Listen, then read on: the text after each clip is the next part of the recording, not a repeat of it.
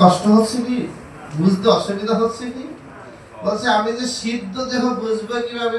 সাধনে যে ধন চাই, সিদ্ধ দেহে তাহা পাই, পক্কা পক্ক মাত্র সে বিচার।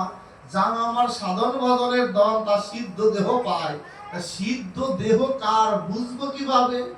জগতে তো কম সাধু সঙ্গ করলাম না, কম সাধু সঙ্গ, বৈষ্ণব সঙ্গ, হরিনাম সংকীর্তন, কথা বলি অষ্টকালীন কীর্তন আনন্দ তো কম করলাম না, তাই আমি কি সাধু সঙ্গ কম করলাম?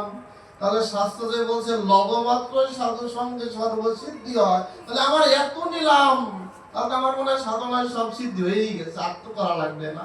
কি ভগবানকে প্রশ্ন করা যায় না? আর্গুমেন্ট দিলে দাঁড়াইতে পারে? বলছে সিদ্ধ দেহ বুঝবি কিভাবে? আপনারা আলু সিদ্ধ খাইছেন কি কখন? খাইছে না? দেখছেন কথা কয় না, এদেশে মানে আলু সিদ্ধ খায় না, বানান আলু সিদ্ধ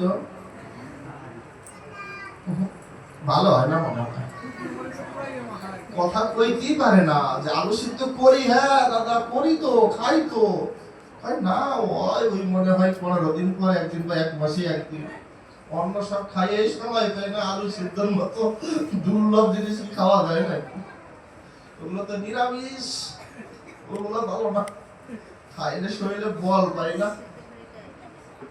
আসি না জগতে মনে করে নিরামিষ খাইলে মনে হয় বুদ্ধি পাইবা যায়, বুদ্ধি মনে হয় কমে। আরে বাবা না রে বাবা, নিরামিষ খাইলে আরো বুদ্ধি বাড়ে, নিরামিষ খাইলে আরো বাড়ে। আমিষ খাইয়াই তো লাঠালাঠি মারামারি লাগা যায়, নিরামিষ খাওয়ার লোক কি মারামারি করতে যায় কারো বাড়ি?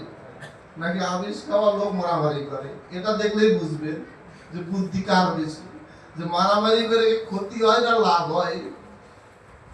ভালোবাসে প্রেম কারা, স্যাক্রিফাইস কারা করে? তারা প্রসাদ বুঝি, তাই না? কি করছে জানেন? বলছে সিদ্ধ দেহ বুঝবে কেন? আলু সিদ্ধ দিয়েই বুঝাই, যেহেতু আপনারা আলু খান না, তাহলে আলু দিয়েই বুঝাই। একটা আলু শক্ত না, যে গরম জলের মধ্যে দেন, গরম জলের মধ্যে দেন আলুটা, কিছুক্ষণ পরে জল সিদ্ধ হওয়ার সাথে ফুটে আলুটা কি হবে? নরম হবে না? নরম হবে না, কিন্তু বোঝা যাবে উপর থেকে নরম, উপর ছোলা থাকে বোঝা যাবে না। যখন আলুটার উপর টিপ দিবে কি হবে? দেখবেন আলুটা যে নরম ভিতরে, সে আস্তে করে ফাইটা যাবে, তখন তার স্বাদ আমরা বুঝতে পারবো।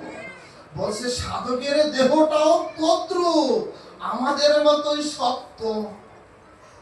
বলছে তিনি জগতের সকল দুঃখ কষ্ট ভোগ করেন, কিন্তু ভিতরে তবুও তার